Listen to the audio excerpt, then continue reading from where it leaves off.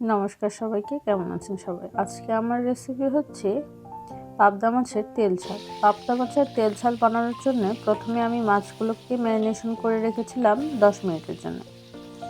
এরপর মাছগুলোকে ভেজে নিচ্ছি।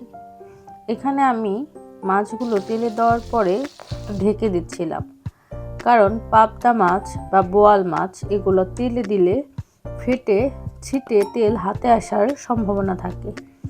এরপরে যেহেতু আমি শুধু তেল ঝাল রান্না করব, কোনো সবজি এখানে ইউজ করছি না, তাই এখানে হলুদের ফাঁকি, মরিচের ফাঁকি, জিরের ফাঁকি এবং একটু কাঁচা লঙ্কা আর কালো জিরে বাটা দিয়ে ভালো মতো গুলিয়ে রেখে দেব। এবং মাছ ভাজার কড়াইতে আমি কালি জিরা ফোড়ন দিয়ে দেব কেটে রাখা কাঁচামরিচ। এরপর সেই গুলে রাখা মশলাটা দিয়ে একটু লবণ দিয়ে নেড়ে চেড়ে ভালো মতো কষিয়ে নিব। এরপরে দিয়ে দিব সামান্য একটু গরম জল।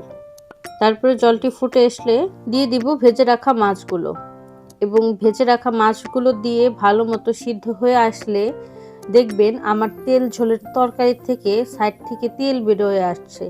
যখন দেখবেন তরকারি তেল ছাড়তে শুরু করেছে, তখন ভালো মতো নেড়ে ছেড়ে একটা বাটিতে তরকারিটা নামিয়ে নেবেন। এরপর সুন্দরভাবে পরিবেশনা করুন আপনার পাবদা মাছের তেল ঝাল।